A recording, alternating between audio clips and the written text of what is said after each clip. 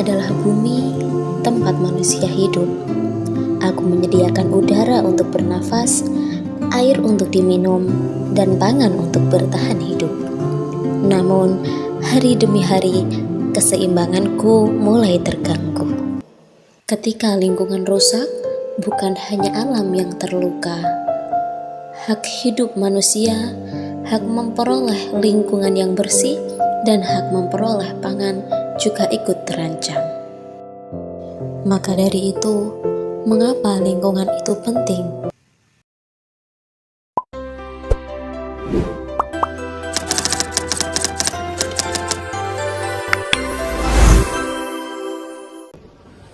Hak asasi manusia atau HAM merupakan hak dasar yang melekat pada setiap manusia sejak lahir, termasuk hak untuk hidup dalam lingkungan yang bersih, sehat, dan layak. Lingkungan yang baik sangat penting bagi kesehatan, kesejahteraan, dan keberlangsungan hidup manusia, sehingga hak atas lingkungan hidup menjadi bagian yang tidak dapat terpisahkan dari hak asasi manusia. Saat ini, berbagai permasalahan lingkungan seperti pencemaran udara dan air, penebangan hutan, eksploitasi sumber daya alam, serta perubahan iklim telah menimbulkan dampak yang serius. Kerusakan lingkungan tidak hanya menurunkan kualitas hidup manusia, melainkan juga mengancam atas hak kesejahteraan, hak kesehatan, hak hidup, dan hak untuk memperoleh pangan yang layak. Oleh karena itu, kerusakan lingkungan dapat dikaitkan dengan pelanggaran hak asasi manusia. Kerusakan lingkungan pada umumnya disebabkan oleh aktivitas manusia yang kurang memperhatikan prinsip keseimbangan dan keberlanjutan, pola hidup konsumtif, perkembangan industri yang menghasilkan limbah, eksploitasi alam yang berlebihan, serta rendahnya kesadaran masyarakat terhadap pentingnya menjaga lingkungan menjadi faktor utama yang mempercepat degradasi lingkungan. Jika kondisi ini terus berlanjut, kemampuan lingkungan dalam mendukung kehidupan manusia akan semakin menurun. Dalam perspektif Islam, manusia memiliki kedudukan sebagai khalifah fil ard, pemelihara bumi, yang diberi amanah untuk menjaga dan mengelola alam dengan baik. Islam melarang segala bentuk perusakan lingkungan sebagaimana ditegaskan dalam firman Allah Subhanahu wa taala. Dan janganlah kamu membuat kerusakan di bumi setelah Allah memperbaikinya, dan berdoalah kepadanya dengan rasa takut dan harap. Sesungguhnya rahmat Allah sangat dekat kepada orang-orang yang berbuat baik. Quran Surat Al-A'raf ayat 56. Ayat tersebut menunjukkan bahwa manusia memiliki tanggung jawab untuk menjaga kelestarian bumi dan tidak melakukan tindakan yang dapat merusak keseimbangan alam. Kerusakan yang terjadi akibat ulah manusia merupakan bentuk penyimpangan dari amanah yang telah diberikan oleh Allah Subhanahu wa taala. Oleh karena itu, menjaga lingkungan bukan hanya sebuah kewajiban sosial, tetapi juga merupakan bentuk ketaatan kepada Allah Subhanahu wa taala dan wujud kepedulian terhadap sesama makhluk hidup. Hak asasi manusia atau HAM dalam Islam merupakan hak dasar yang diberikan oleh Allah Subhanahu wa taala kepada setiap manusia. Islam mengajarkan bahwa setiap orang memiliki kedudukan yang sama di hadapan hukum dan berhak memperoleh perlakuan yang adil. Demokrasi dalam Islam dibangun atas prinsip musyawarah, keadilan, amanah, dan tanggung jawab. Hal ini ditegaskan dalam Quran Surah Al-Ma'idah ayat 8 yang memerintahkan umat Islam untuk selalu berperilaku adil. Selain itu, melalui pendekatan ekoteologi sosial, Islam mengajarkan bahwa manusia tidak hanya bertanggung jawab kepada sesama manusia, tetapi juga kepada lingkungan. Oleh karena itu, demokrasi Islam tidak hanya betul-betul melindungi HAM, tetapi juga menjaga keadilan sosial dan kelestarian lingkungan demi kesejahteraan bersama.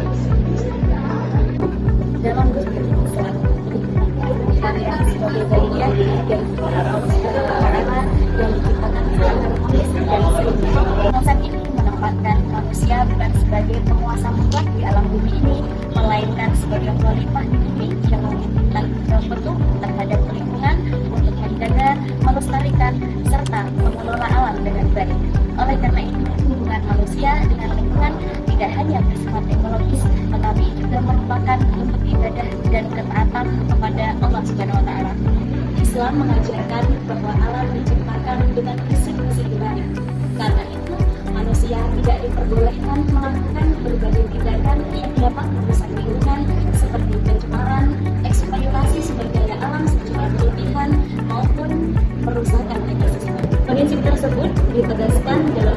surat Al-A'raf ayat 56 yang berbunyi wala tufsidu fil ardi ba'da islahiha wad'uhu khawfan wa tama'an inna rahmatallahi qaribun minal muhsinin.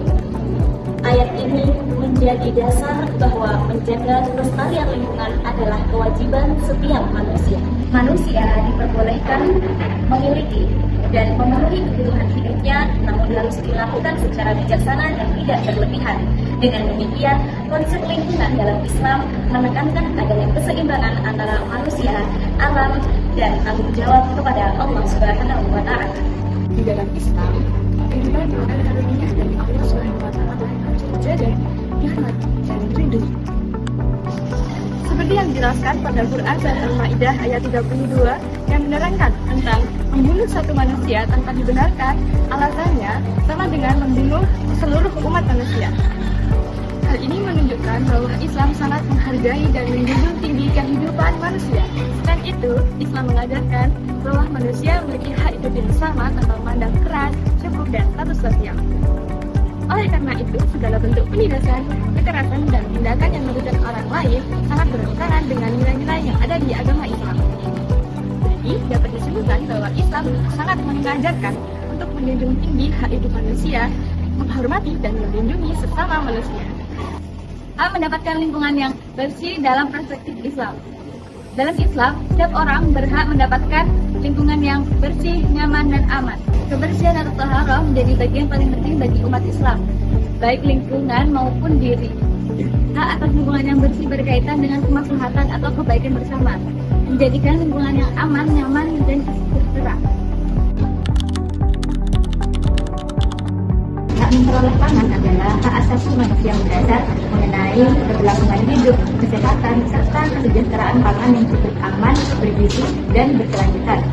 Kesejahteraan pangan dibahas pada Undang-Undang tahun 1945 nomor 28C dan 28H terkait pemenuhan kebutuhan dasar, serta dibahas juga dalam Undang-Undang nomor 18 tahun 2012 yakni tentang pangan sebagai kebutuhan dasar utama. Prinsip memperoleh pangan yang pertama yakni ketersediaan pangan yang cukup dan beragam di semua daerah. Yang kedua yakni aksesibilitas, memperoleh pangan secara ekonomi dan fisik dapat dilakukan tanpa diskriminasi sedikitpun. Yang ketiga yakni kecukupan pangan dapat diperoleh dengan gizi yang cukup dan aman dikonsumsi. Yang terakhir yakni keberlanjutan, akses pangan terjaga secara jangka panjang, ramah lingkungan, dan keberlanjutan. Selanjutnya yakni kewajiban negara sebagai penyedia akses pangan. Yang pertama yakni menghormati dengan tidak menghambat akses pangan rakyat. Yang kedua yakni dengan melindungi, yakni dengan mencegah pihak lain mengganggu akses pangan masyarakat. Dan yang terakhir yakni dengan memenuhi dengan cara program bantuan serta kebutuhan sosial masyarakat dapat terpenuhi dengan baik. Lalu, mengapa kerusakan lingkungan terus terjadi? Penyebabnya antara lain eksploitasi sumber daya alam secara berlebihan, pencemaran lingkungan, pertumbuhan penduduk yang tidak terkendali, serta rendahnya kesadaran masyarakat dalam menjaga lingkungan. Lalu, apa dampaknya? Kerusakan lingkungan tidak hanya merugikan alam, tetapi juga manusia. Kualitas hidup dapat menurun, risiko bencana seperti banjir dan longsor pun meningkat, keanekaragaman hayati pun terancam, serta hak manusia untuk memperoleh lingkungan yang bersih dan sehat menjadi terganggu. Dalam Islam, melestarikan lingkungan merupakan bentuk tanggung jawab manusia sebagai khalifah untuk menjaga keseimbangan alam dan mencegah kerusakan di bumi. Upaya ini dapat dilakukan melalui menjaga kebersihan lingkungan, seperti tidak membuang sampah sembarangan dan mengurangi pencemaran. Islam juga menganjurkan hijauan dan penanaman pohon. Hadis riwayat Bukhari dan Muslim menjelaskan bahwa menanam pohon yang bermanfaat bagi manusia maupun hewan bernilai sedekah, sehingga kegiatan reboisasi dan menjaga hutan termasuk bentuk pelestarian lingkungan yang bernilai ibadah. Selain itu, Islam mengajarkan penggunaan sumber daya alam secara bijaksana dan melarang pemborosan atau israf. Karena karena eksploitasi berlebihan dapat merusak lingkungan dan mengurangi ketersediaan sumber daya bagi generasi mendatang. Pelestarian lingkungan juga perlu didukung melalui pendidikan dan pembiasaan sejak dini agar tumbuh kesadaran bahwa menjaga lingkungan merupakan kewajiban seluruh manusia. Dengan demikian, pelestarian lingkungan dalam Islam dilakukan melalui menjaga kebersihan, penghijauan, dan penggunaan sumber daya secara bijaksana, dan pendidikan lingkungan untuk menjaga keseimbangan alam dan keberlanjutan kehidupan.